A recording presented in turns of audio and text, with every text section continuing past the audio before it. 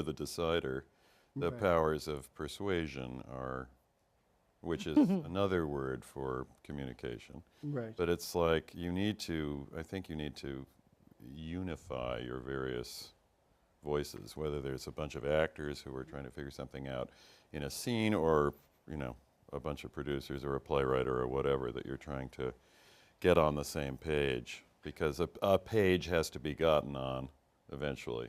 Having a connection with a play and having some sort of vision for it, now that is going to differ from person to person because we all are differently, you know, differently sort of gifted or talented. There's strengths that are different in each of us. And I think part of learning how to play the game is bringing your weaknesses up to your strengths over time and through this experience of these various situations that we've just been describing.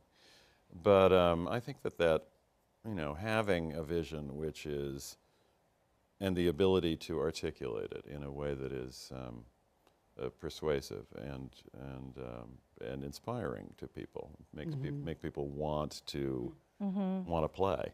Right. You know, all of the disparate or hopefully not so disparate, you know, things in the room have to be corralled into something coherent, and you have to be able to lead everyone to that point and say, I find it's pretty bracing to have a playwright in the room, because there's another eagle eye there, to which you have to defer. I remember at one point I was talking to one of these casts and saying, you know, I had gotten notes from the playwright, which I was communicating to the cast, and I said, you know, it's not always just a case of being able to interpret the play the way it feels right to us. We have to interpret the play the way the playwright feels it. Sometimes you can prevail and say, you know, this isn't a choice which is reductive about the material. This is actually a choice which might open up a further door in it. And of course, that's the dilemma of the playwright in the room. He's having a much harder time than we are, usually, or she, you know, sitting there going, oh God, you know, why did I ever do this? This is the most important thing I've ever done. Or I feel such passionate conviction about it, and I have it in my ear so specifically. Sometimes it's very, very difficult for them to shift. What interests me are the complicated in-between bits of personal interaction and how people behave and why.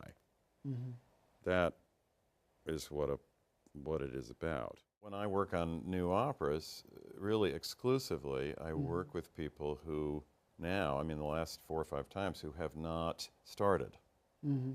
Yeah. So in some sense I'm part of the team, and it's a dramaturg-director relationship, and I'm there to be a script doctor and a troubleshooter and a red alert whistler, you know, so I say this, I don't think this is the right gesture dramaturgically for this content, you know. We have to get form and content better in sync, and, you know, so, but it's as we're making it. Now, it's not necessarily easier, you know, and it's a hell of a way to get to know someone.